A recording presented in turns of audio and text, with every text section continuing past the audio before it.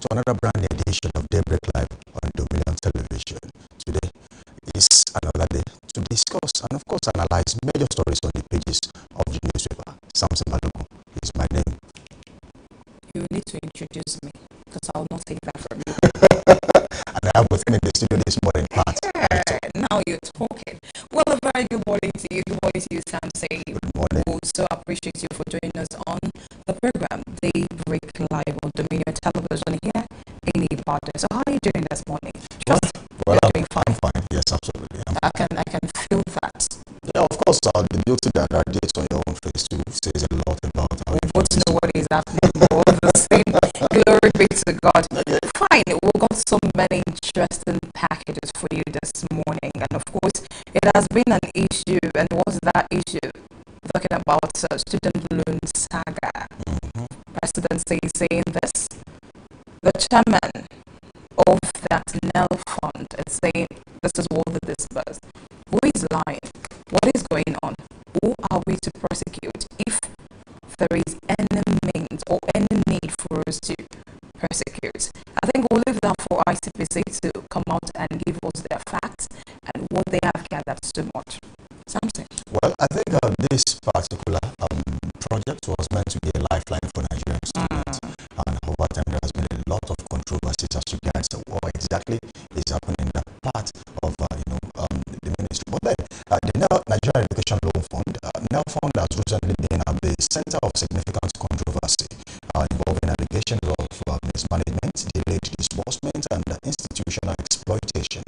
And then, if you want to talk about an overview of what people have said so far as regards NEL Fund, I think you would really want to be a part of it, because it's going to be engaging and, of course, insightful.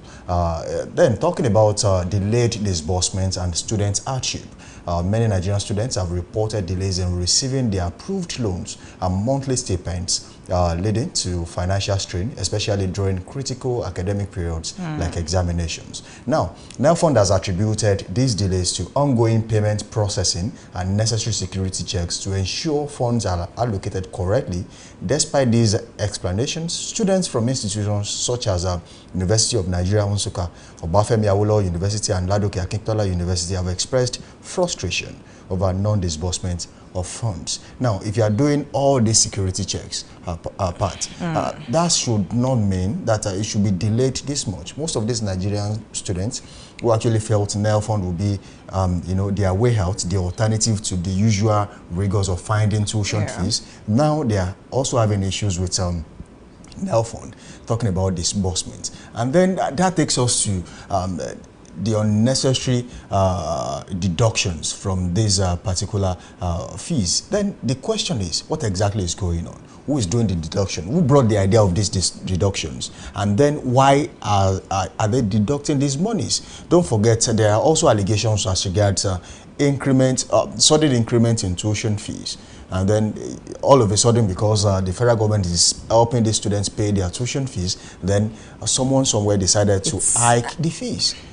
How? Because these people are not getting these funds for free from the government. Maybe this is what we need to be. They are paying back. So if they are paying back, why do they have to pay so much money when tuition fee for people who actually do their payment by themselves is not as much? What exactly is the problem? Well, I wouldn't blame some of them because their children are not here. So doing that, they don't have conscience. They do not feel the pain an average Nigerian is feeling. Of what the vulnerable students are actually feeling. I remember those days they will tell you, okay, if you want to go to state university, it's kind of expensive. Yes. Federal universities is at lower rates. It's affordable. Now go to federal universities and see for yourself what is happening. They are competing in terms of tuition fees now. These are the loans that the stakeholders expected that, oh, fine, this will drive our economy from the dependable we have. At least we have somebody. We have people in the leadership quarters where they will be able to, they will combine both vocational skills and the school aspect of it. Okay, yes, we've gone to school, then we know how to do. They will be able to drive our economy to the best. Now you're deducting money. They have 2 years to refund. To refund this money. So how much are they going? Okay, you loan me 100,000 naira. How much am I going to refund? That's the problem. The system is not even guarantee if you will get a job afterwards. After leaving school. So the question now is the time frame given by the government, by NELFund, for students who actually who are on loan, who are getting loans to pay their tuition fees, to actually do a refund after leaving school. I think that should be discussed at length, because a person who is not guaranteed a job after leaving school, don't forget, after leaving school you still have a year for NYSC. Meaning that that's 77,000 naira. They will be excused for that 1 year, and then after that, what happens? Then the job hunting saga starts. And then during that period, how do you expect such a student who has no background that can actually be a support system, and then such child will have to start hustling here and there to pay back? And then the question now is, with all these securities which has been installed, put in place, will it affect an average Nigerian student who feels, oh, after this, I think I have to leave the country and find, another source of livelihood? Will it affect such students from traveling? You won't be surprised if they'll bring up another sector that will tell you that, okay, if you know you've not gotten a job, go and fill this form and let us know. We could extend when you have to pay back your loan. Everything is possible in Nigeria. But the question I am asking is, federal government is saying A, the other person is saying B. I don't know if we could have a replay of what exactly happened and how did we get there. How did we get there? Let's take the response and denials by NELFund. NELFund has consistently denied allegations of fund mismanagement and institutional collusion, emphasizing that its operations are fully automated to prevent financial misconduct. The agency maintains that all disbursements are made directly to verified institutions and student accounts, minimizing the risk of unauthorized deductions and diversions. But then, even after all this, there are still outcries that this is happening. Maybe the government really has to set up a committee to look into this. But then when we talk about committees being set up to look into things in Nigeria, what actually ends it? The question is, will they actually be able to get to the root of the issue? Those people, will they be able to do the job? In question, no, they set up committee and maybe they have, okay, this is the people that are involved. Will they face the music? That's the question. To serve as a deterrent to others. To others. Oh, that's another question for another question. I think our analysts will be able to answer that. Do justice to that. But then, as the investigation continues, stakeholders await further developments to restore confidence in the NELFund scheme and ensure that it fulfills its mandate without exploitation or mismanagement. And of course, that takes us away from this segment this morning. Don't forget, I told you earlier, and Graham told you that we have a lot to unpack on this show this morning, from traffic reports to chit chats, and then to newspaper analysis. And from there, we will be talking sports on this show this morning. Don't forget, the show is still Daybreak Live on Dominion Television, your channel of choice, where inspiration meets entertainment. And then you can also be a part of the conversation by watching us live on YouTube. Drop your comments there. Subscribe to that YouTube channel at Dominion Broadcast. Do well to link up with us on all other social media platforms: Instagram, Facebook, TikTok at Dominion Broadcast. And on X, it is at DominionCast. Don't forget, you can also watch us live on our website at www.dominion.org.ng, www.dominion.org.ng. We now head straight to our news desk this morning for Daybreak News, as Sarah Wane is waiting. We'll be back.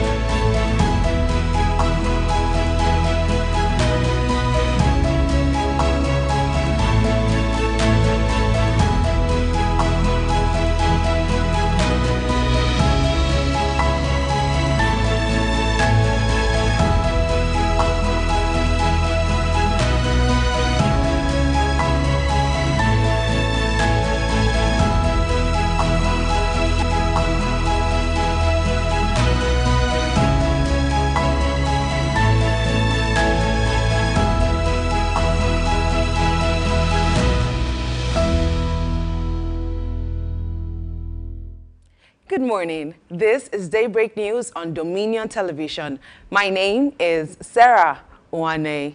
President Bola Ahmed Tinubu have sworn in the newly appointed chairman of the National Assembly Service Commission, NASC, Dr. Saviour Eniekere, 12 commissioners and 2 permanent secretaries. The swearing-in ceremony, which was held at the Council Chamber of the State House, Abuja, in 2 segments, was followed immediately by the Federal Executive Council meeting, FEC. Dr. Eniekere and 12 commissioners drawn from the 6 geopolitical zones took their oath in a single batch before the president. Oyo State's Governor, Seyi Makinde, has carried out a cabinet reshuffle. The governor, in a letter signed by the Chief of Staff, Segun Ogunwuyi, made this disclosure known yesterday. According to Ogunwuyi, the Commissioner for Energy and Mineral Resources, Seun Ashamu, is now to oversee the Ministry of Environment and Natural Resources. And the Commissioner for Environment and Natural Resources, Abdulmojid Mogmojubola, has been moved to the Ministry of Public Works, Infrastructure and Transport. He also said that the Commissioner for Public Works, Professor Dawood Shangodoyin, has been moved to the Ministry of Energy and Mineral Resources, while that of Education, Science and Technology, Professor Saliu Adelabu, is now to oversee the Ministry of Establishment and Training. The current Commissioner for Establishment, Segun Olayiwola, will oversee the Ministry of Education, Science and Technology. Ogunwuyi said that the movements were with immediate effect, quoting that the governor charging the commission to continue to discharge their duties with utmost loyalty and commitment to the state. Oyo State government has intensified efforts to combat illegal mining and protect host community from launching a joint task force on illegal mining. Speaking during the inauguration of the State Joint Task Force on Illegal Mining, the Director General of the Oyo State Mineral Development Agency, OYSMIDA, Abiodun Oni, said that the state will no longer tolerate illegal mining activities. At separate events held at Baro, Igbeti, and Isheyin City Hall, Isheyin, stakeholders, including government officials, traditional leaders, community representatives, and security agencies, convened to reaffirm their collective commitment to responsible resource management and environmental protection. The effort is part of measures at enforcing executive order and signaling a comprehensive crackdown on unauthorized mining activities and non-compliance with regulatory frameworks. Speaker of the House of Representatives, Honorable Abbas Tajuddin, has declared that Nigeria is taking a continental leadership role in Africa's energy transition, with an ambiguous goal to help provide electricity to 300 million Africans by 2030. Abbas disclosed this while delivering the keynote address at the opening of the first legislative conference and expo on renewable energy held in Lagos. He also highlighted Nigeria's active participation in the Mission 300 initiative, a collaborative energy access program with the World Bank and African Development Bank, as a testament to the country's dedication to clean, sustainable, and inclusive power solutions across the continent. The Nigeria Postal Service, NIPOST, has announced 1st July 2025 as the deadline to end cash transactions across all its offices nationwide. This was disclosed in a statement by NIPOST Director of Cooperative Communication, Frank Alao. The statement stressed that the move is part of reforms aimed at transforming the organization into a more innovative, efficient, and digitally driven institution. The Joint Admission and Matriculation Board has released a comprehensive statistical breakdown of the 2025 Unified Tertiary Matriculation Exam results. The breakdown offers a full picture of the performances by Nigerian candidates in the examination conducted across the country.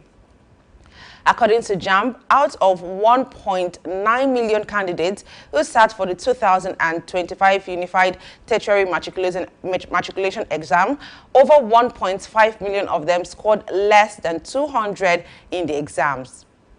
It, however, announced that 4,756 candidates scored above 320, while 7,650 candidates scored between 300 and 319.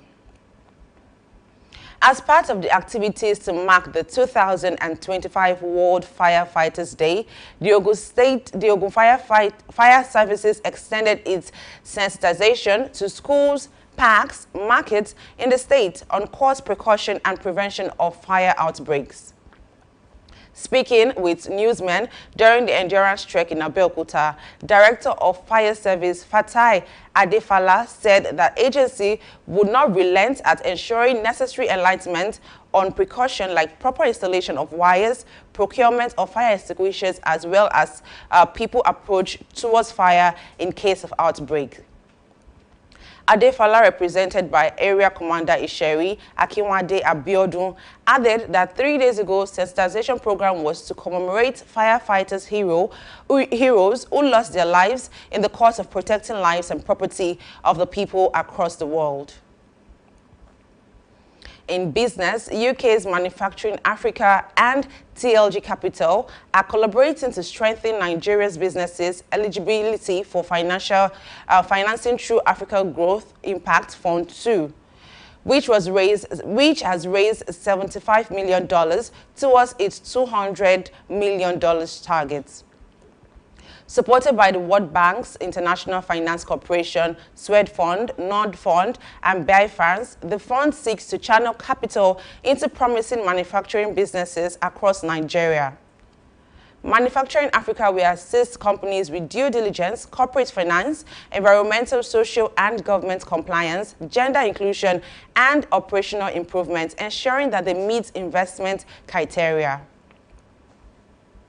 And now talking sports, Super Eagles head coach Eric Chelle is expected in Cairo, Egypt, to support the Flying Eagles at the ongoing 2025 Under-20 African Cup of Nations. Chelle will also run the rule over the Flying Eagles player before submitting his list for this month's Unity Cup Invitational Tournament in London. The Flying Eagles have won one and drawn one of their opening 2 fixtures at the 2025 Under-20 AFCON finals in Egypt. You can visit us on our website at www.dominion.org.ng to watch us live and interact with us. You can also follow us across our social media platforms on Facebook, Instagram, TikTok, YouTube, LinkedIn at Dominion Broadcast, and X at DominionCast. That's end Daybreak News. My name is Sarah Owane.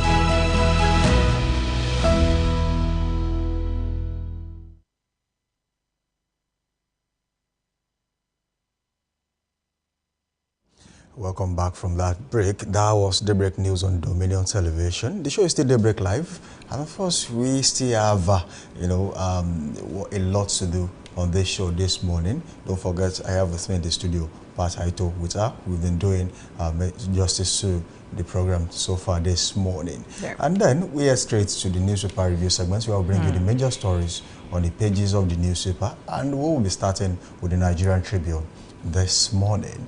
And talking about major stories on the Nigerian Tribune, the major headline here says FEC okays Nigeria first economic policy to prioritize local industry, bans unjustified imports, executive order coming to back up initiative. That story is on page 3 of the Nigerian Tribune this morning. I think that this is one of the stories people would love to see on the pages of the newspaper, especially manufacturers in Nigeria who actually produce goods and expect Nigerians to buy. Because if you are producing in Nigeria and they still import the same product, and you get to realize the fact that what they import is even cheaper than what you sell in Nigeria, then the question is the government providing enough, level playing field for the manufacturers in Nigeria?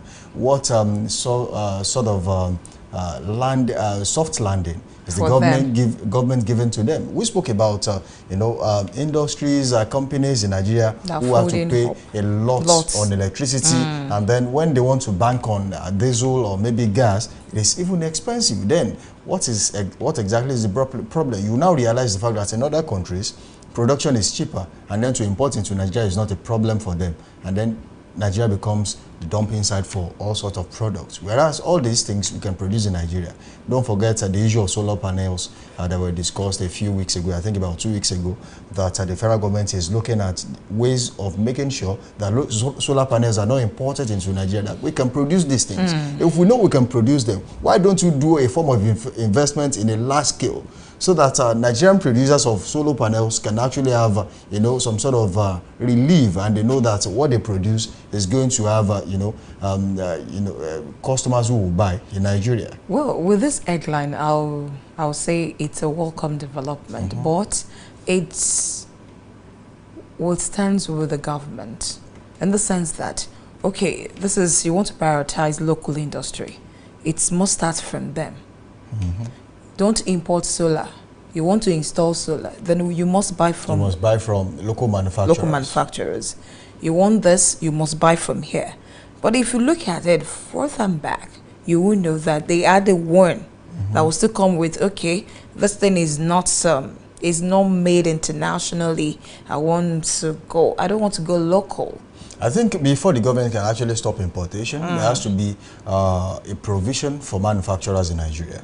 And then having the roundtable discussion with manufacturers will actually go a long way. We have people like,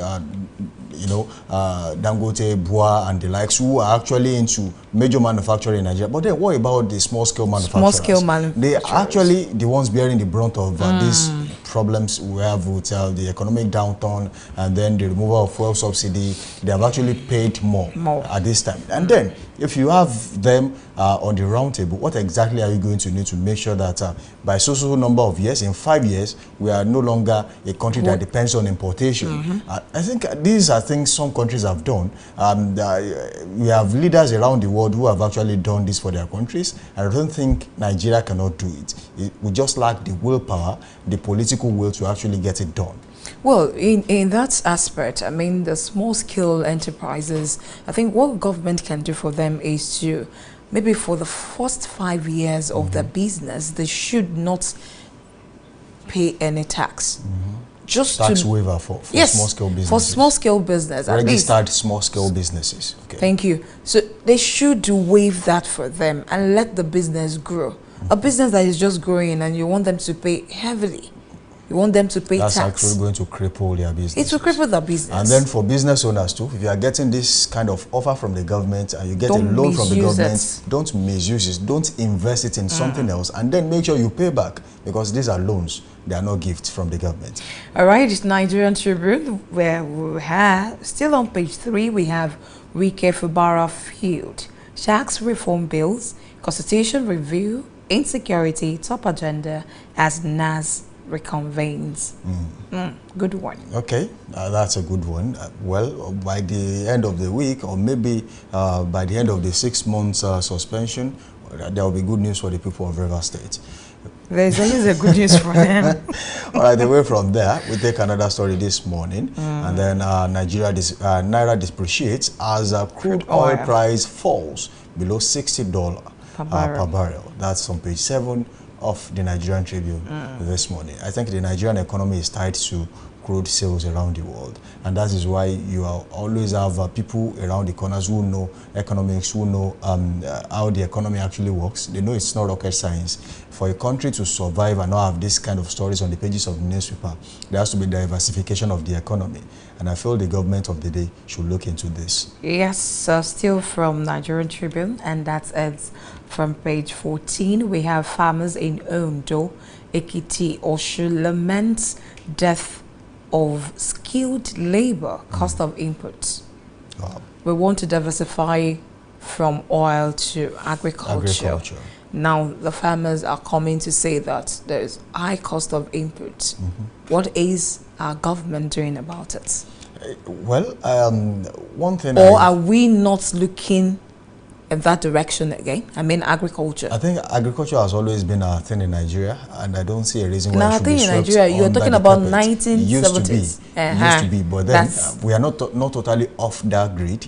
Just that the government has not really invested so much in agriculture in recent times. And how do you invest in agriculture? Make it enticing for people to actually feel like being a farmer is not a bad thing after all. Get the machines, not all these whole and cutlasses and machetes. That's the idea. And then we need to avoid farmers in suits. We actually need to look for farmers who are actually farmers. You know, some people who get all these farm inputs and then resell to people on the farm actually.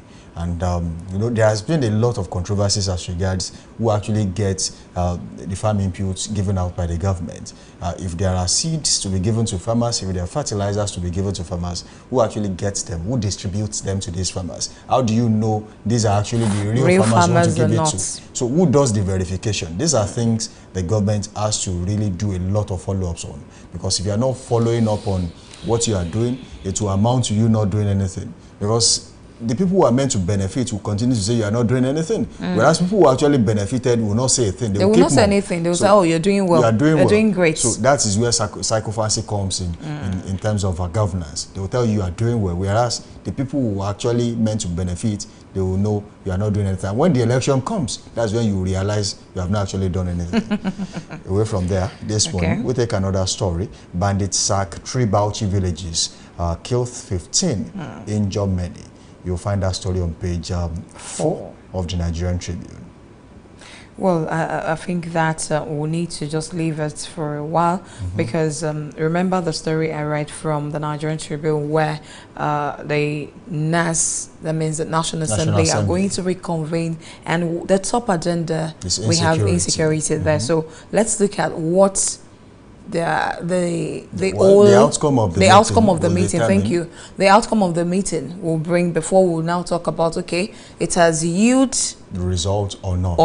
Well, I think when we have major meetings like this to talk about insecurity, talk about poverty in the land, I think the first thing that makes it look like the government has a lot to do about, or a lot to do on it, is when they swing into action almost immediately.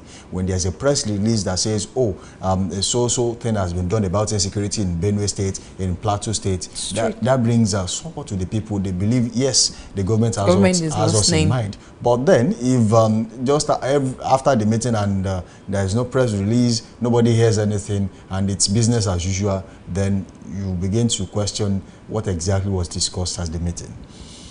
Away from there, this morning, we go straight to the leadership newspaper.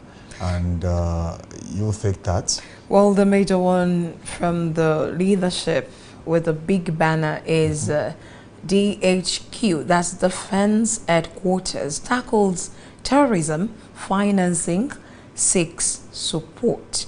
And with riders, we have, says effective synergy will crush terrorists and bandits, kill 12 in Bauchi, Niger, as Governor Bala blows hot, and 1,700 killed in boundary communal clashes. Well, you want to talk about that's on page 4 how many people lose their lives on a daily basis when we talk about insecurity in the country. I think this is exactly why, you know, an average non-Nigerian will always see Nigeria as a place where lives and properties are not safe. if the government does something about this, I think it will change the economic and security outlook of Nigeria outside Nigeria. The way Nigeria, other countries see Nigeria now, I think it's not good enough, especially when it comes to security. That's where you see headlines of countries warning, their citizens of not going to particular places in Nigeria. All right, away from there, this story reflects on majorly all the major newspapers this morning. On the Nigerian Tribune, it says 2025 UTME result analysis. Over 1.5 million score less than 200 points. Less than 1% score above 320. All right, and when you check that same story on the Leadership newspaper, you have 75% of UTME candidates scored below 200. That's coming from JAMB. You have a picture of there that says a lot about JAMB this morning. But then it's on page 7 anyway. But when you talk about examinations in Nigeria, judging by the controversy that surrounded the UTME recently conducted UTME in Nigeria, like it's computer-based CBT, yeah, and then you begin to wonder if most of the students that failed were actually comfortable writing these exams, and then if there were glitches while writing these exams, are they also part of the 75% that were said to have gotten less than 200 writing this exam? Then the question is that we will still have, if you go into the body of the story, you'll see the analysis of how these scores were gotten by the students. But then 75%. Well, there are lots of questions as regards that CBT exam. Like, are we ripe for that? Well, the idea is that we can't always say we want to wait until we arrive. We need to start trying until we get it. But then we don't have to do it at the expense of the students, and we cannot prioritize making money than lives of the students and then their because there are a lot of things that happen, a lot of things happen at the time. So it means that JAMB has declared profit in recent years, especially since the emergence of Professor Ishaku Oloyede as the registrar of JAMB. But profit making is not the primary objective of JAMB. The idea is to make sure you coordinate tertiary, test their ability, of the and candidates. Most of the times, examination is not the true test of ability. But unfortunately, when it comes to education, not 100%, but at least 50%. You have to get this done. But then, do not prioritize money making at the expense of their lives, and then their mental well-being. Yeah. Well, on that, still on leadership, we have Tinubu behind probe of NNPCL investigation reveals. How? Well, if we are having this on the pages of the newspaper this morning, especially on Leadership newspaper, I think the problem now is that many a times we leave issues to get so bad before we start mending them. Take, for example, President Bola Ahmed Tinubu met Mele Kyari as the GMD NNPCL in Nigeria and left him there for God knows how long, almost 2 years or thereabout. If he knew something was going wrong in the NNPCL, being the the Federal Minister of Petroleum himself, he should have done something, and we shouldn't be waiting to have this story on the paper before the president or the government or the FEC decide to take decisions that affect every Nigerian. We were talking about the price of crude the other time. Nigerian economy is tied to the price of crude as we speak, because when the budget based on what a barrel of crude cost oil at the time. So if it continues to depreciate, and then we still have people who are incapable of running those areas in power, and in office, that becomes a problem because the Nigerian economy will suffer. But the government really has to look into making sure they are more proactive than reactive. They should be proactive. When you realize that this would happen, you should set measures in place that makes sure that this does not happen. We should not be reactive. We should be proactive when it comes to issues like this. All right, you can read that on page 7 of Leadership newspaper. Are we still moving on? Okay, yes, there's this one I saw. Federal government okays over 750 billion naira for road project nationwide. Well, when we talk about road projects, these are one of the this is one of the basic amenities Nigerians would expect from the government. We talk about the Lagos Calabar Coastal Highway and what it promises to bring when it comes to transportation of goods in that corner.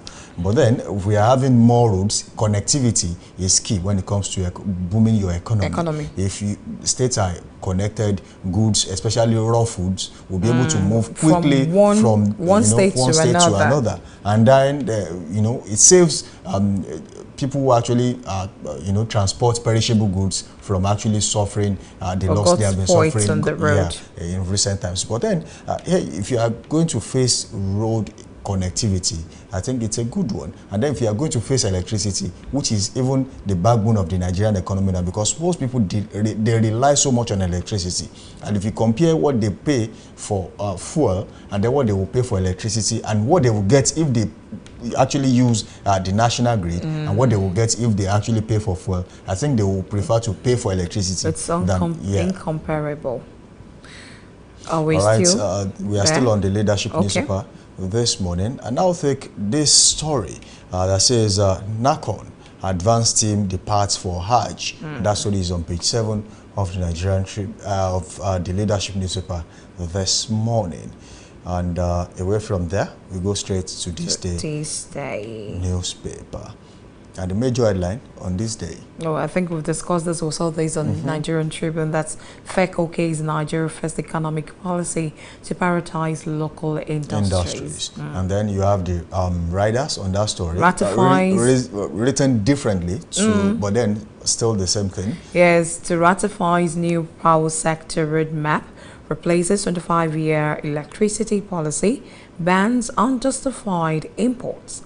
And the last rider here is executive order back an initiative to be used. All right, so I'll take this one. Says Edon Lord CBN for restoring confidence. That story is for restoring confidence in external sector. And you have the rider that says Apex Bank has demonstrated clarity, transparency. And then Finance Ministry denies awarding 13 billion naira contract without due process. You find that story on this day newspaper this morning. That's on page 24. Actually, you can continue the reading on page 24 of this day newspaper to know more. Well, we have this Afrexim Bank to fund African Energy Bank with $19 billion in bid to raise oil industry capacity. Riders and NPC, Seplat, others showcase projects services at OTC 2025. Okay, wait to see what happens in that angle. Right, if we take this one, Dangote visits Tinubu, else president, key changes in the oil sector. You'll find that story on page 8 of this day newspaper this morning. And I think last one that is not too bold, and Soludo, count me out. I am not defecting to APC. I am APGA all the way. You know, you don't necessarily have to move from a political party to another before defecting. Sometimes you are your body language says it all. So you are in a political party, and then it's just like whining and dining. It's just like Wike. Wike is claiming to be on the fence.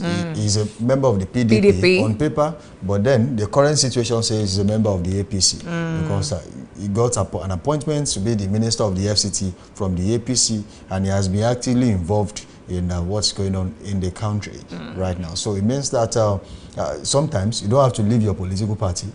Your body language says it all.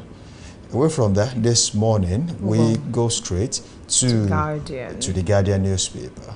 And then you have a story that says Nigeria risks losing youth generation to drug abuse, mental health crisis. That's on page 6. Oh, well, that's and then there's 1 in 7 Nigerians between the age of 15 to 64 uses drug. 14.4% aged 15 to 64 affected. 82.5% of boys in correction challenges. Right, and then children as young as 11 now abuse substances. And that's all attributed to addiction. Well, on my way to work this morning, I saw mentally deranged people. That has been common these days, and I begin to wonder. You know that thing will just pop out in Kilo Shele. I was like, what could have happened? What happened? Was it that they were depressed or any other thing? And if you now see them, you get close to them, you see some of them are actually being what do I call? Some of them actually they are under the influence of drug abuse before the thing got them. It got so bad. You know, it got worse at a point.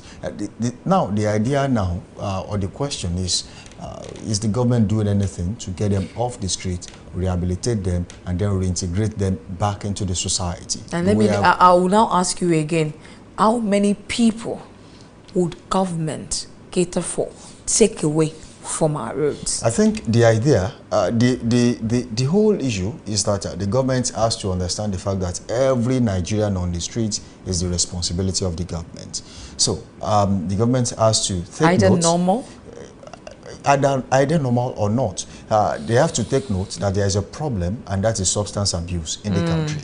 They have to take charge of substance abuse by educating, sensitizing the people on why abusing the substances can be a problem for you and for the people around you. And then they have to take care of the situation, which is the ones we already have on the streets. Get them off the street, get them to a rehabilitated center.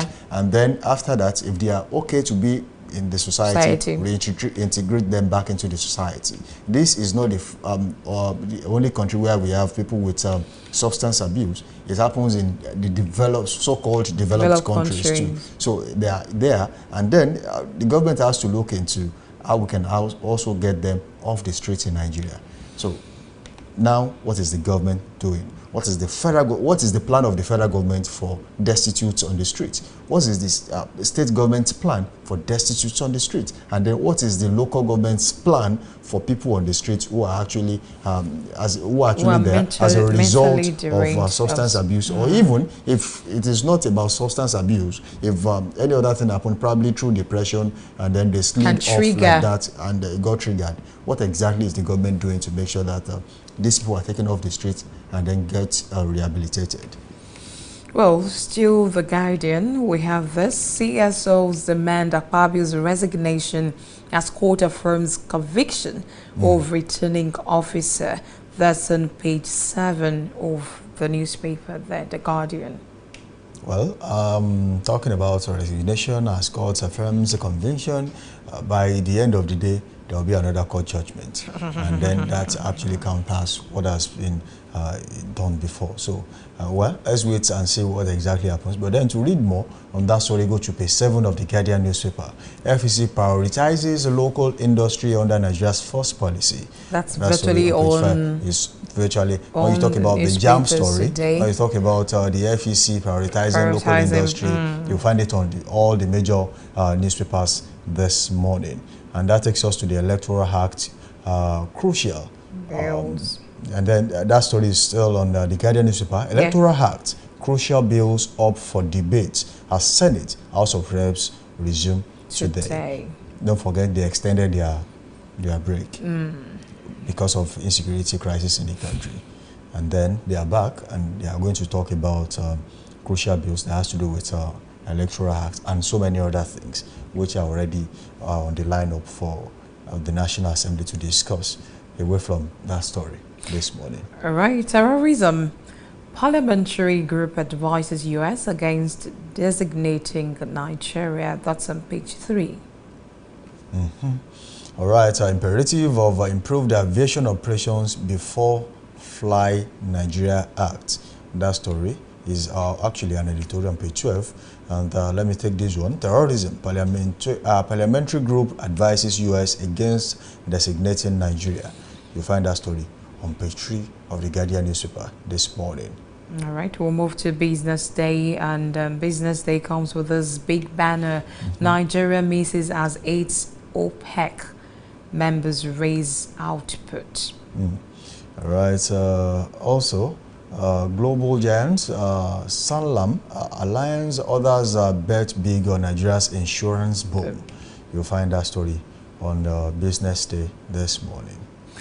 Still on Business Day, we have BDC recapitalization to edge out fringe players as Naira records marginal loss amid liquidity decline. All right. Dangote thanks Tinubu for revolutionary change in oil gas sector. All right, that is on Business Day. And then let me take this one very quickly from the Guardian this morning. Okay. Article warns against state-sponsored repression as EFCC offers reasons for activist VDM's arrest. That is on page 4 of the Guardian newspaper. I think so many has been said about the arrest, and actually a bank in Nigeria has actually had to bear the brunt of this issue. Some people calling for a boycott of the bank, and then the question is, is it going to affect the top executives or your family members who are actually benefiting from the bank? That's the question. So the question now is not a boycott. The question is who will bear the brunt. Because if the bank actually slides over their top spots when it comes to banking in Nigeria, it means that they are going to downsize. And when they downsize, people who are actually, the low cadre officers who work with the bank are actually going to bear the brunt of this. And these are relatives and family members of most of us who are actually expecting them to actually do something good for themselves. So there are people who rely so much on the little step in the hand from these banks. And then if they get knocked off, completely, then that becomes a problem for their families. So it's not about if the bank bears the brunt now. It's about who exactly is going to suffer this particular issue. So we should treat the root cause and then not just treat the symptoms. The surface of it. Well, this one is a congratulatory message, and this one is Tony Elumelu receives Gabon's national honors from President Guema. Well, we have seen Nigerians who are actually being honored outside Nigeria. And I think that's a very good one. Tony Elumelu is an household name in Nigeria, especially in the banking sector. And if he's achieving so much today, means that he has actually had a lot of input that is actually bringing him these rave reviews. So it means that for everything one does in life, it has to attach, you have to attach your passion to it, and then you have to be dedicated and know that and at the end of all, leave a good legacy. Of course, that's the idea.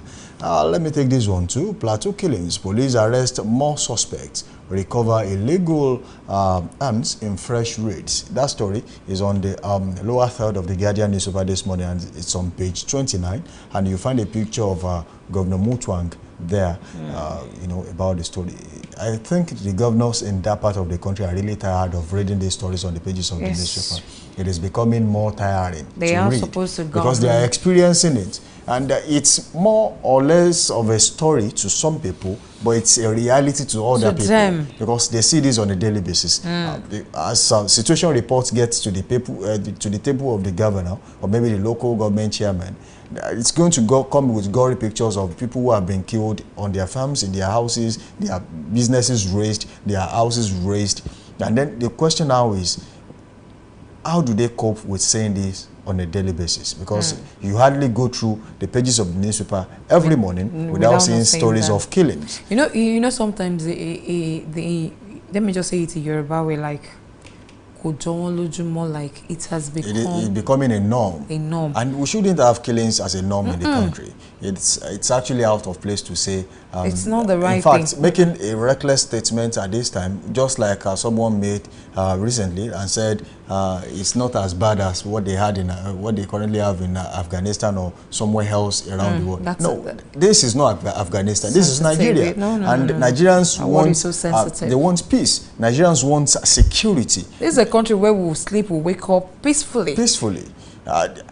it has now become initially when there is a little insecurity, they say you cannot sleep with your two eyes closed. I don't think people sleep anymore these days, because it's not about if you can sleep with two eyes, it's about can you sleep at all. Because even if you open one eye like this, you know that trouble can come anytime, and then the government should really end this. All right, this takes us away from this segment of the show this morning, bringing you the major stories on the pages of the newspaper. The show is still Daybreak Live on Dominion Television. Don't forget, we have a lot to offer you on this show this morning. We are still heading for traffic reports, and after that, we also bring you major stories in sports. And then, right now, we go on a short break, and when we return, we delve straight into analysis. Don't forget, this is that station where we bring you unbiased analysis and undiluted reportage. Do well to link up with us on our YouTube channel and watch us live. Drop your comments and be a part of the conversation. It is at Dominion Broadcast. And you can also watch us live on our website, www.dominion.org.ng, dominion.org.ng. And do well to like and follow us on all other social media platforms. It is at Dominion Broadcast. Facebook, Instagram, and TikTok at Dominion Broadcast, and on X at Dominion Cast. Let's go on a short break, and when we return, we delve straight into analysis this morning. We'll be back after this time out. Stick around.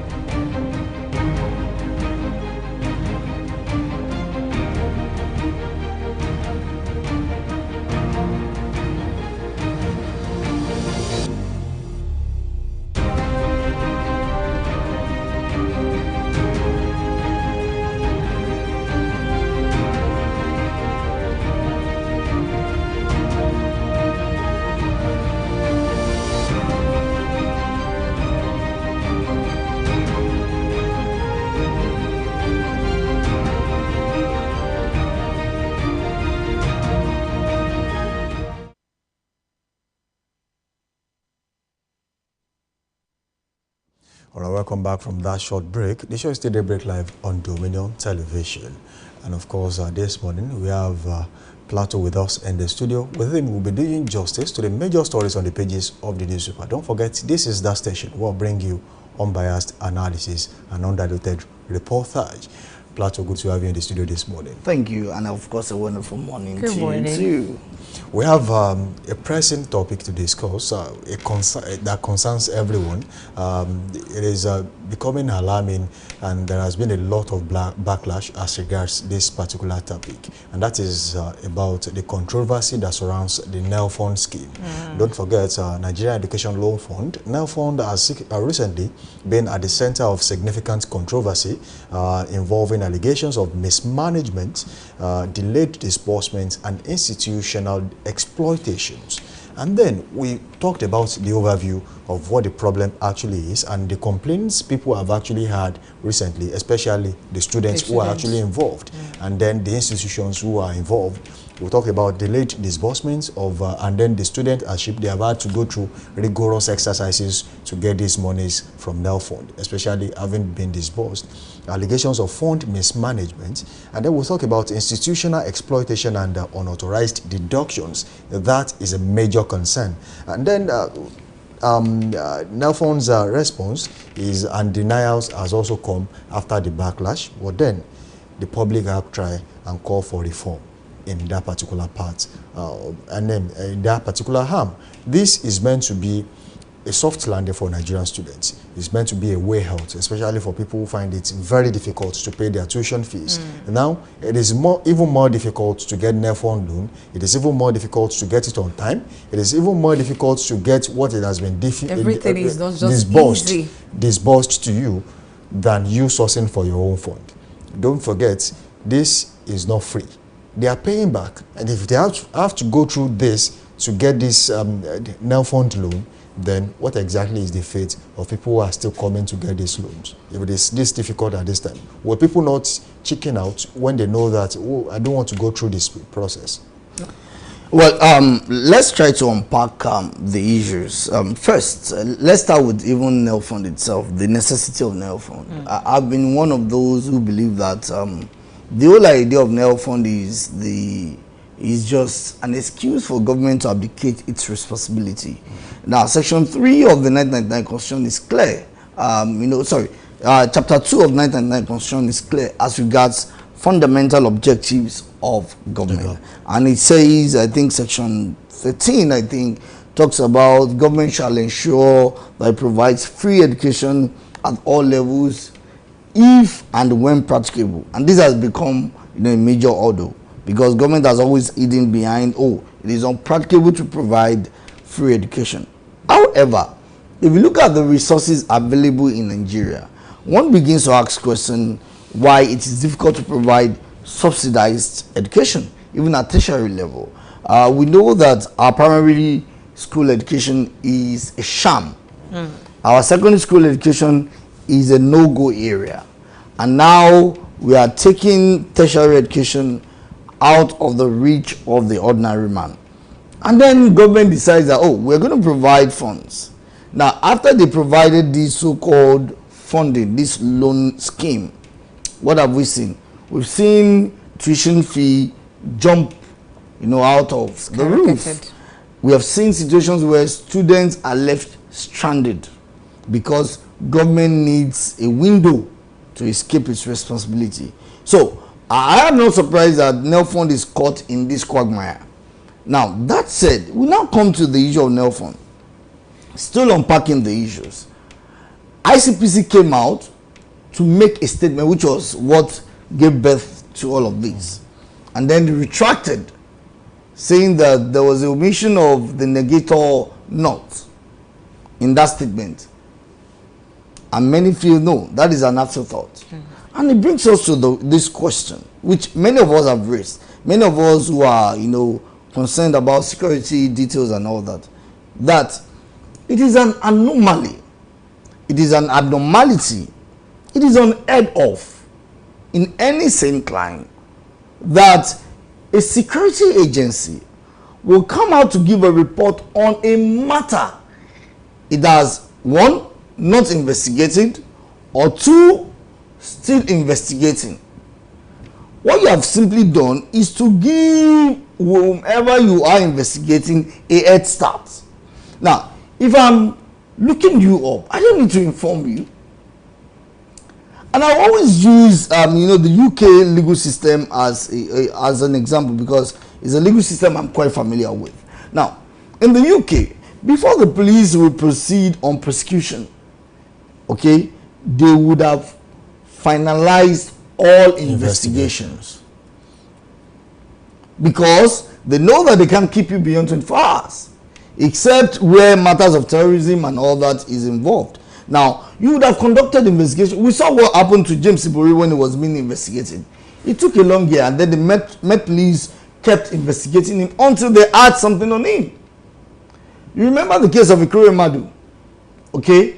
It wasn't immediately. They made sure that they finalized the investigation before they add a tab on him.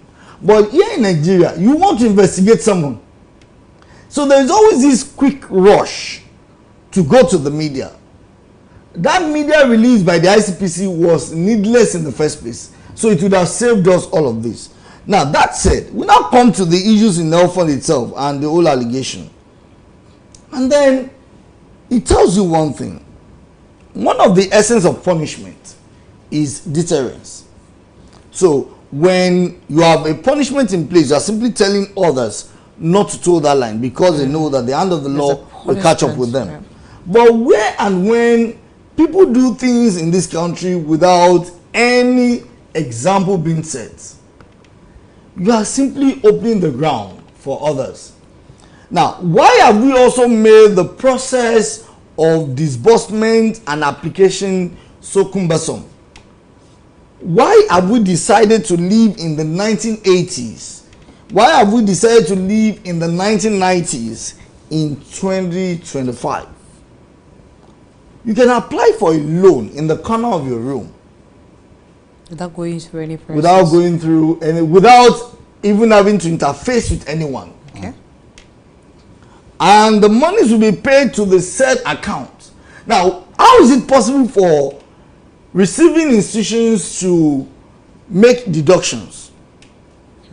These are fundamental questions we should ask.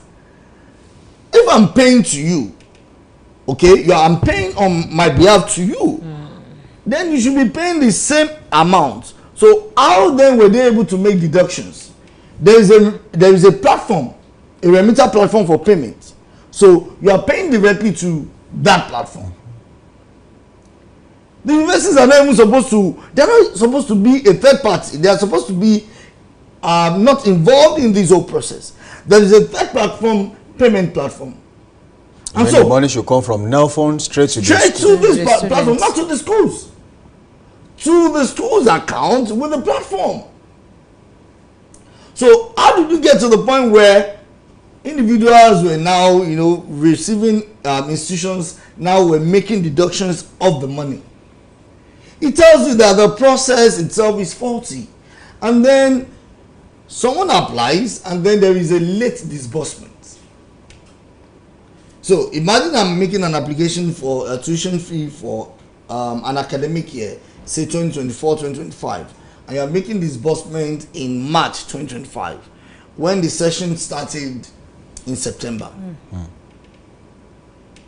So you can be sure that I'm practically owing school fee. So these are some serious issues we need to look at. Now, it also tells you of how this system, our system in Nigeria, seems to act as if it is on autopilot.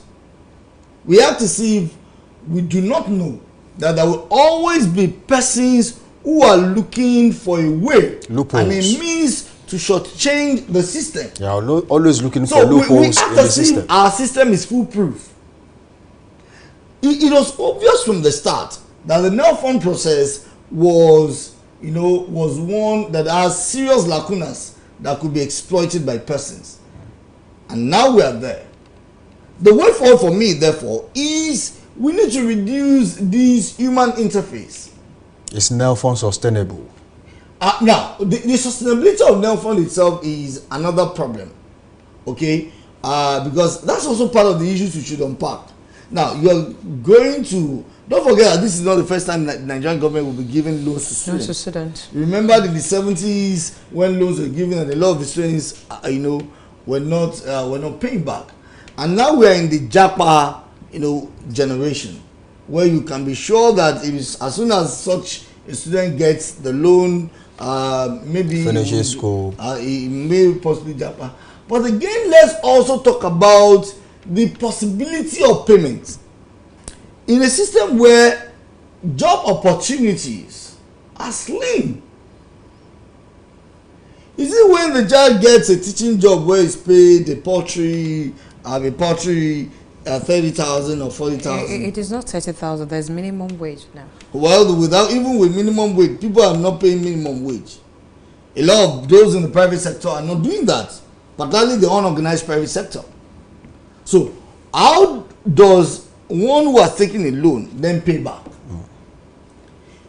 In Nigeria, you would notice that most of the loans we give, we do not seem to have in place, what is called in the financial sector, a loan repayment, possibility scheme. Now, talking about loan repayments, NELFund repayments, the Nigerian Education Loan Fund, NELFund offers interest-free student loans with a structured repayment plan designed to ease the financial burdens on graduates, according to NELFund. Now, the repayment time frame says repayment begins 2 years after completing the National Youth Service Corps (NYSC) program or upon exemption. Repayment terms, deduction rate of 10% of your monthly salary or income will be automatically deducted and remitted to NELFund. And then self-employed individuals expected to remit 10% of their monthly profits. How do they calculate that? I don't know how that is possible. And then employment status disclosure. Beneficiaries must report their employment status to NELFund quarterly after completing NYSC. Now, let's talk about the special considerations. You are still going to talk about this, but I want us to be clear. Now, loan forgiveness. In cases of permanent disability or death, the loan will be forgiven. And then, talking about hardship provisions. If you are unemployed after 2 years grace period, you can request an extension by providing an affidavit and proof of your situation. Okay. Penalties for defaulters. Providing false information or defaulting on repayment can result in a fine of 500,000 naira, imprisonment of 2 years, and then, or maybe both in some cases. Now the question is, someone that has not been able to pay back for one reason or the other, and then there will be a fine of 500,000. Someone that has gone to school just because has not gotten a job is likely going to prison if he fails to repay. You see, these are now my question now is, Plateau, if we have all this in place, but we are still not getting it right when it comes to disbursements, but we already have penalties, it is in place, and then as it stands, it is unshakable. This is how we want to do it. But then we cannot get the payment disbursement process, we cannot get it right. There are deductions, and according to reports, nobody can say exactly who is doing it and when. So the question now is, can't we have a process where, as a Nigerian, the government knows you are employed, whether you like it or not, whether you want to declare it or not? Don't forget, we have NIN, we have the BVN, some people have driver's license, some people have international passports. All these are means of identification as a Nigerian. What exactly, how do we want to harness our databases that Nigeria will be able to account for every Nigerian? Don't forget, we have not done census. I think our starting point should even be, do we have a database? We don't. Now, I can tell you, I'll give you an example. I saw something this morning where someone was crying that NESAL, deducted 570,000 from his account for the NESAL loan it was given during COVID-19. And this is the issue. Like I mentioned earlier, most times when loans are given in Nigeria, it seems like government is not always willing to take it back. So go and look at all the loans. Look at the 8 years of Buhari, the different loan schemes that were given out. Most people did not pay back. Were they also willing to take back? Because now, we seem to also be glossing over the fact that ours is not, is largely a cash-based economy. There are people that monies have not moved to their accounts in a long while, yet cash flows through them daily. Let me give you an example. If you are a dealer in second-hand wares, if you go to where they buy it in Lagos, okay, if you go there, none of those dealers will take a transfer from you. They take cash. And so we are talking about volume of cash. Sometimes someone who is buying something worth around 600,000 to $1 million, and it has to be paid in cash. So hypothetically, if I am a student, I took your NELFund loan, and then I decide to go into that. I don't move money into my account. I don't even use any of those your fintechs. How then do you know how much? Because you can only tax what you know. You can only tax what is declared. You cannot tax what is unknown. Now, if you are looking at, okay, how much flows into my account, and you see that what I keep there are nothing but what we call in local parlance, change, chicken feeds. How do you tax that? So there is a problem already. You see, when you are giving a loan, you must have a loan repayment process scheme. What is the possibility of this person paying back this loan? What do we have in place? If you are going to make your NELFund loans effective, then you should also have what we can call a NELFund establishment scheme that would give grants to graduates to set up themselves. Don't forget that the cost of living has increased. And then, let's say I'm collecting 40,000 naira as salary, regardless of the minimum wage. And you are deducting 10%. Even the 40,000, which is a take home, has not taken me home. That's a low fee. And you gave me a loan of almost 2 million. You are deducting 4,000 naira monthly. When will your 2 million? You know there's something they do in local parlance. When someone is owing another person in a civil dispute, they will tell you, okay, don't worry, I will pay you monthly. You are owing 500,000, don't worry, I will pay you 1,000 naira monthly. So calculate 1,000 naira monthly for 500,000. When will we be able to finish paying? So these are the issues, really. All right, Plato, let's look at the investigation and prosecution. Now, the penalties for defaulters, for the student that default has been stated. Come to government. Government have taken steps where we see ICPC coming up. The question to you now is, how sure are we that justice will be served to the perpetrators? Now, this is where that is the elephant in the room for me. We've seen several situations where cases like these, noise is made, and at the end of it all, it is all mouths and trousers. I hope that all those who are found culpable will be dealt with. But my fear is that usually the Nigerian system, what we'll see is that we'll create a loophole for these persons to escape. So you may see ICPC charging them on maybe a 50-count charge, and I laugh.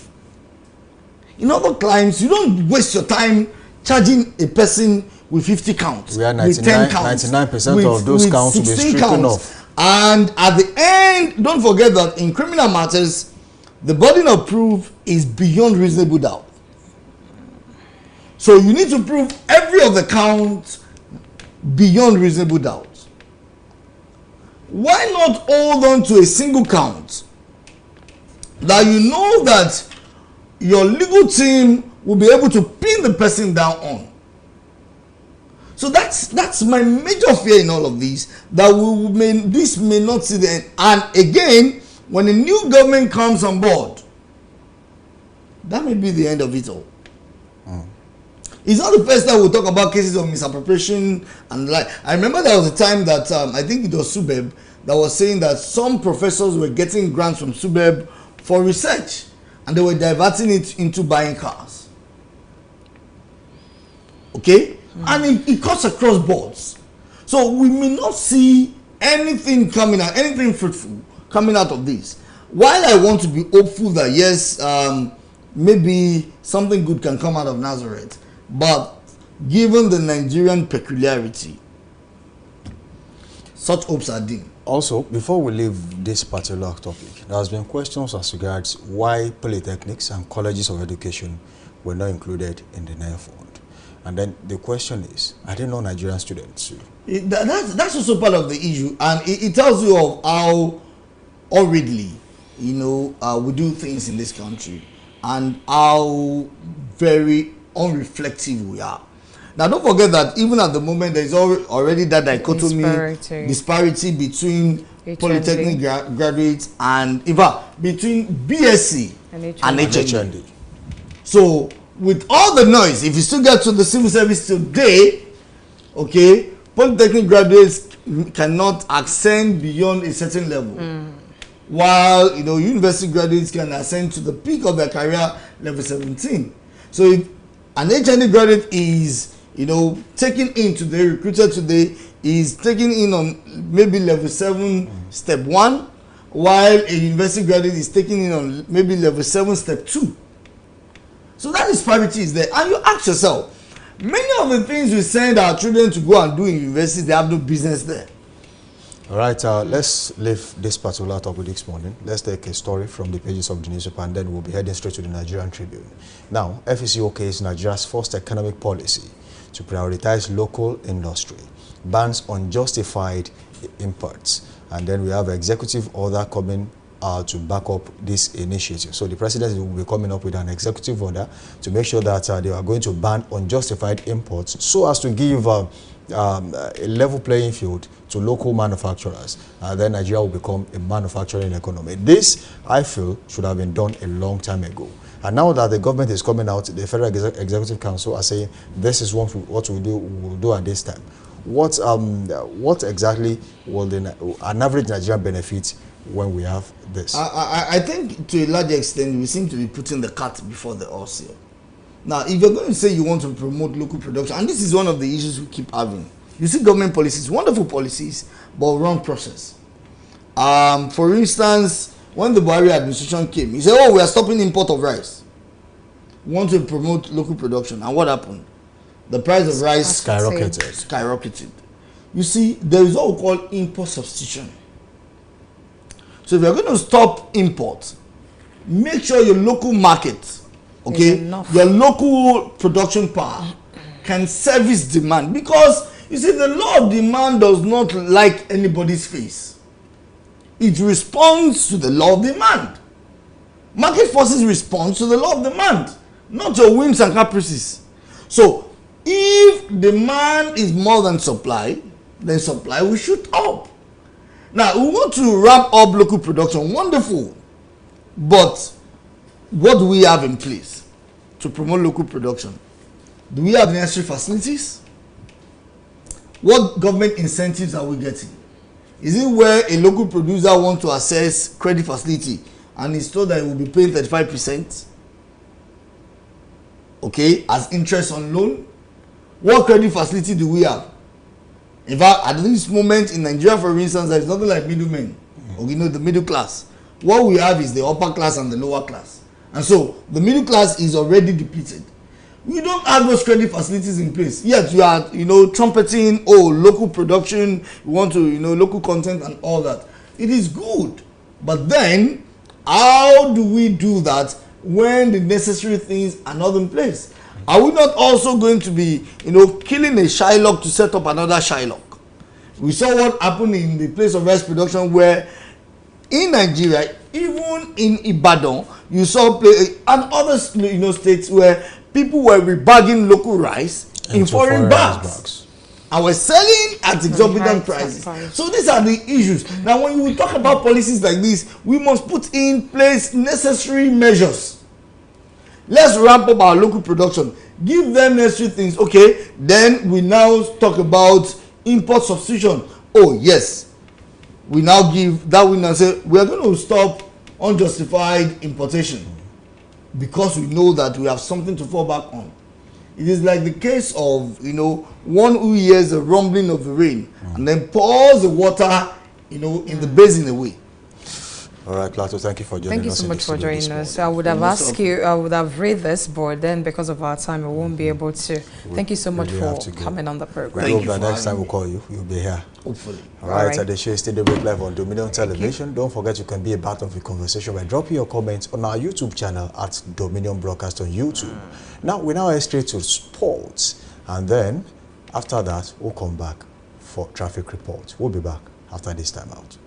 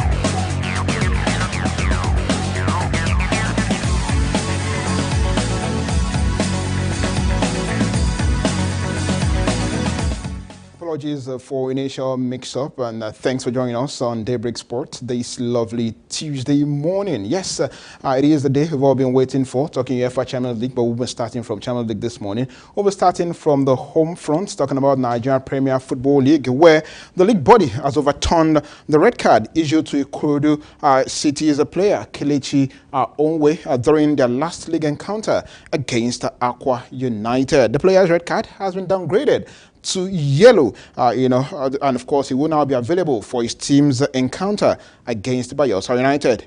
The MPFL disclosed this in a statement sent to the club on Monday.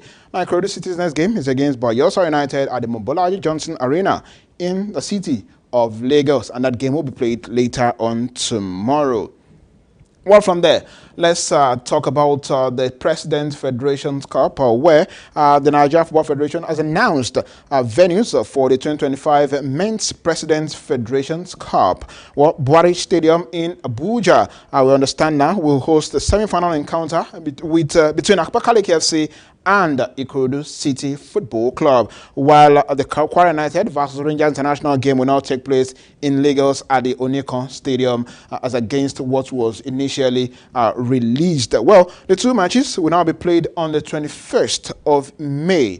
The winner of the President Federation Cup will represent the country in next season's CAF Confederations Cup, alongside the third place team in the Nigerian Premier Football League. Well, Economist, you remember, won the Nigeria's oldest football competition, the President Federation Cup, last season. Well, from there, let's talk about our national team this lovely morning, where Kano Pillars have confirmed that Ahmed Musa's inclusion in the Super Eagles squad for the Unity Cup Invitational Tournament holding in London. The four-time Nigerian Premier Football League champions have made the announcement on their X handle yesterday. Well, according to the X handle, and I quote, Captain Ahmed Musa is set to lead the Super Eagles of Nigeria to the Unity Cup of Four Nations tournament holding from the 26th of this month to the 31st of this month at the Brentford Stadium in the city of London. Well, the Black Stars of Ghana, the Reggae Boys of Jamaica, and the Soca Warriors of Trinidad and Tobago will also participate in the tournament. Now, for the Super Eagles of Nigeria, they will face the eternal rivals, Ghana, in their first game at the GTech Community Stadium in Brentford on Tuesday, the 27th of May. While away from that Super Eagles story, let's go to Egypt this morning and talk about the Flying Eagles, currently representing us at the Under-20 African Cup of Nations. They have a date with Kenya later tomorrow, and their coach, Zubair, is speaking this morning. Flying Eagles coach, Adat Ali Zubair, has said that his team will fight very hard to beat Kenya in their final group game holding tomorrow. Zubair's side played out a goalless draw in their second Group B encounter against Morocco at the June 30 Stadium in Cairo on Sunday night. The seven-time champions occupy the second position on the table with 4 points from 2 matches. Leaders Morocco have had the same number of points but enjoy a superior goal difference. Now for Kenya, they are bottom of the standings after they lost 3-2 to Morocco and 3-1 to Tunisia. And here you have on your screen results of matches played at the Under-20 AFCON yesterday. Taking a look at the first game we saw, DR Congo defeated Central African Republic 3-1.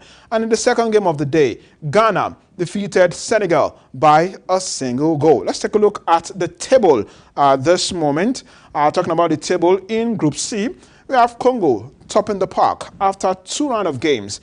They've won 1, drawn 1, and they have 4 points.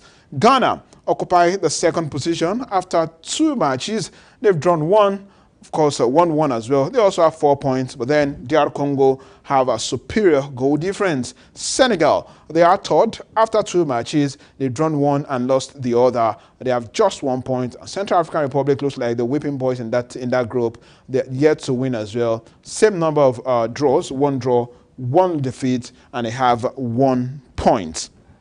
That's the situation from there. And don't forget, more games will definitely be played at the competition later on today. Now, let's talk about National Sport Festival, where athletes from across the country will compete for a total of 2,150 medals in 549 events at the 22nd edition of the National Sport Festival, tagged Gateway Games Ogun 2024. scheduled to hold in Ogun State from the 16th of this month to the 30th of this month. The multi-sport event, regarded as Nigeria's version of the Olympic Games, is said to be one of the most expansive in the festival's history, with a total of 626 gold medals, 626 silver medals, and 898 bronze medals up for grabs, and over 15,000 athletes are expected to take part in the tournament this year. Yes, let me inform that that competition was actually postponed like 3 times, and finally it is happening, and trust us on Dominion Television to bring you up to speed with all of that and many more. Well, away from that, let's celebrate some of Nigerian footballers and find out what happened over the weekend. Let's go to Fulham and talk about our own Alexander Iwobi, who is in the running for his club's goal of the month for the month of April. Iwobi's superb strike in Fulham's 2-1 loss to Chelsea at Craven Cottage was nominated alongside 4 others. Iwobi has been fantastic so far this season. He scored 9 goals in 35 league appearances for his club this season. From England, let's head straight to Belgium, where Nigerian international Raphael Onyedika was in action in Club Brugge, as Club Brugge actually ended their long wait to become the Belgian Cup champions, thanks to a 2-1 win against Anderlecht on Sunday, in Sunday's final. And there you have our boy Raphael Onyedika, of course, with a trophy on his head. Congratulations to him, and of course to the boys. About 2 weeks ago, of course, it was confirmed that Liverpool won their 28th Premier League title. And just yesterday, one of their best defenders, Trent Alexander-Arnold, confirmed that he would leave Liverpool upon the expiration of his contract at the end of this season. And according to report, he is heading to Real Madrid. The right back's future has been a subject of debate, since the beginning of the 2024-2025 Premier League season, and now he has informed the club that he will leave at the end of the season. Let me inform that he has spent about 20 years at that particular club, and of course achieved great things with the club. Now, since then, he has made 352 appearances for the Red, that's Liverpool, scoring 23 goals, 8 major trophies, including 2 Premier League titles. So wish Alexander-Arnold all the very best in his career.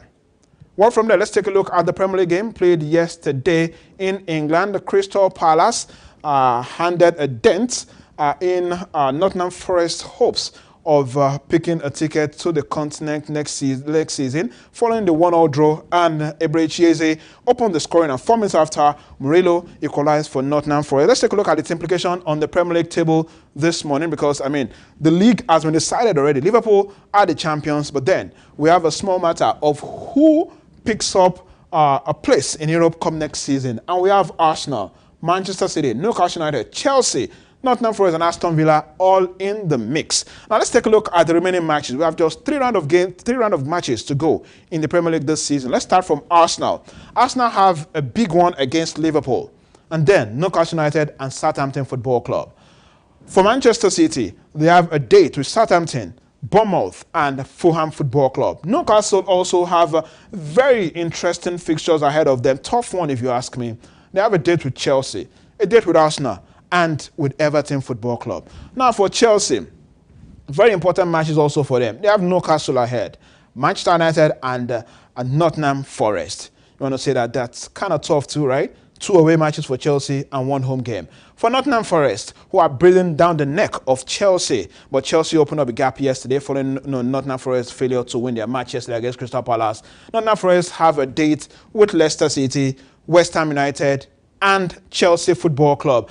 So all of those games, very important for Nottingham Forest to win if they want to finish in the top 5. Well, for Aston Villa, they are still within the mix as well. Bournemouth, Tottenham, and Manchester United are their opponents, going into the last round of games in the Premier League. So we continue to monitor all of that and bring you up to speed with that as it unfolds. Well, in Spain yesterday, we saw a game played in the La Liga yesterday. Of course, Girona taking on Mallorca there, and it was a 1-0 victory for Girona. On the La Liga table, quickly, it's still Barcelona who is topping the park, no doubt. Of course, Real Madrid in there. But that might change, not entirely, But one deciding factor is the Clasico holding this coming weekend.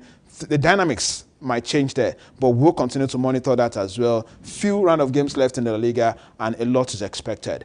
Now let's cross over to the UEFA Champions League this morning before I leave. Yes, the UEFA Champions League, it's the big one later on today in the UEFA Champions League. Don't forget that first leg semi-final played last weekend. Inter Milan and Barcelona played 3-3, and today it will be decided. Don't forget that there's no longer a away goal rule, so it's more like 11 playing ground for the two teams as they travel to Italy for the match today, and wish them all the very best. Tomorrow, over PSG versus Arsenal. And that's sports this morning. All right, Bolu, there's a lot to play for in the UEFA Champions League today. Absolutely. Especially the game between Inter Milan and Barcelona. That's going to be a very big one. Well, and then, do you think Barcelona stand a chance of qualifying for the next round, especially with what Inter Milan showed them in their last game? I must say that Inter Milan actually shocked the world with that 3-0 draw in the first leg at the Camp Nou. A lot of people felt like with the quality that Barcelona parades, with how they've at least dominated the La Liga this season, they should win that particular encounter. But Inter Milan had other plans. Simone Inzaghi has done so well with that team, and we saw that last weekend. For Barcelona to come to Italy to get a win might be a little difficult, because Simone Inzaghi, I was listening to him yesterday, saying that they will go all out and make their fans very proud. Although he singled out Lamine Yamal, who has been fantastic for Barcelona this season, and that boy is absolutely incredible. He's talked about him and the threats he will pose his team this evening. But then you want to say that with what they did in the first leg, they should be able to get the job done. Although my heart is with Barcelona for this game, but then Inter Milan, I'm sure that they have a lot in their sleeves for us. Well, Bolu, talking about the tactical approach of Simone Inzaghi in this game, don't you think man-marking Lamine Yamal might pose a major problem? There might be two men down. Talking about because only one player cannot contain Lamine Yamal. Automatically, you are going to be dedicating two players to do that, and that gives players like Pedri, Rafinha the luxury of freedom time to move, to roam about on the field of play. That might be a major problem for Inter Milan in that game. You know, that was why Thierry Henry said last week that he sees a blend of Lionel Messi and Ronaldinho in Lamine Yamal, because it's difficult to man-mark, you know, players like that. You remember when Ronaldinho was at its peak, right? You try to man-mark him, then you are leaving space for the likes of Samuel Eto'o to go out there and get the job done. Lionel Messi as well. When you try to man-mark him, you give others opportunity to go out there and get the goals, and that might be the greatest undoing for Inter Milan. But I trust Simone Inzaghi to go for a more of a zonal marking for that young lad. I think a zonal marking will do the job for Inter Milan tonight, because getting a man on him, I mean, look at Inter Milan squad. Who can actually stop Lamine Yamal? Talk about the speed and the skills. That boy is very fantastic. So just zonal mark him and ensure that you stop him from getting the passes and the crosses in. Thank you, Bolu, for joining us in the studio this morning. Thank you very much, Samson. Good to have you. All right, the show is still Daybreak Live on Dominion Television. Don't forget, this is the station where we'll bring you unbiased analysis and undiluted reportage. We'll now head straight for a short break, and then that will bring you traffic report this morning on Daybreak Live. Keep it locked on this now. We'll be back.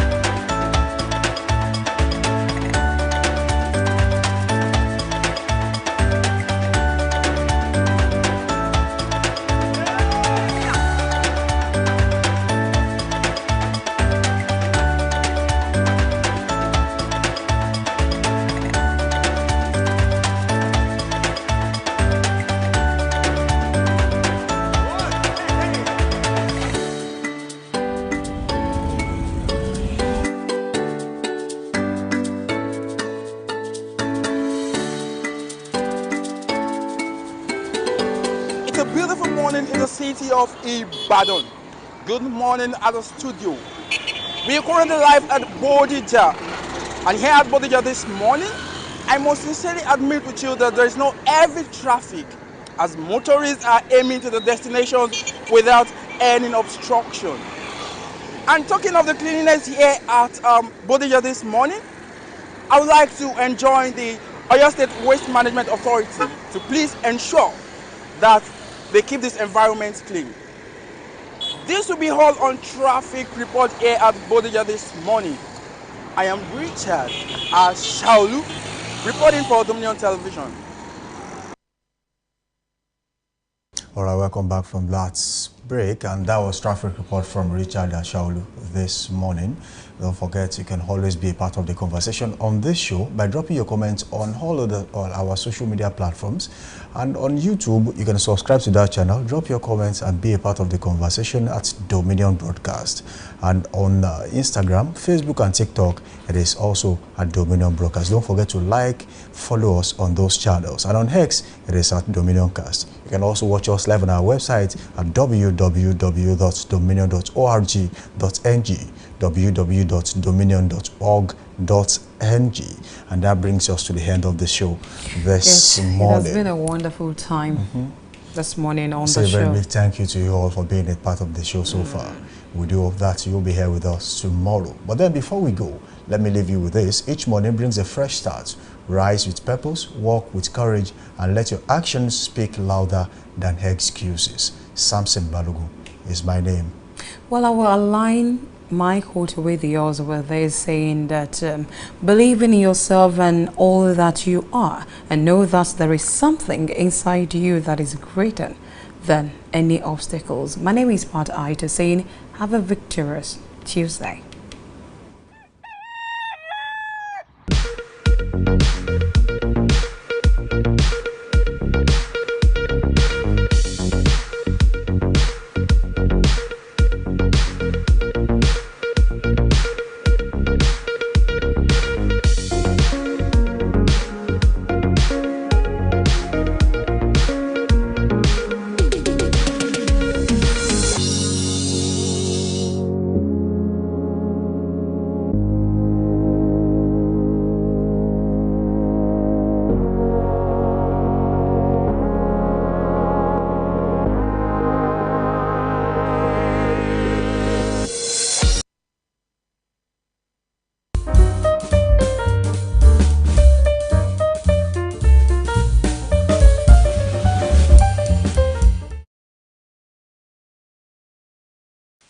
I had no doubt in my mind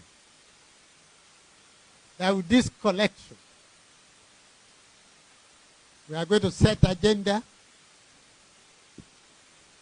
More importantly,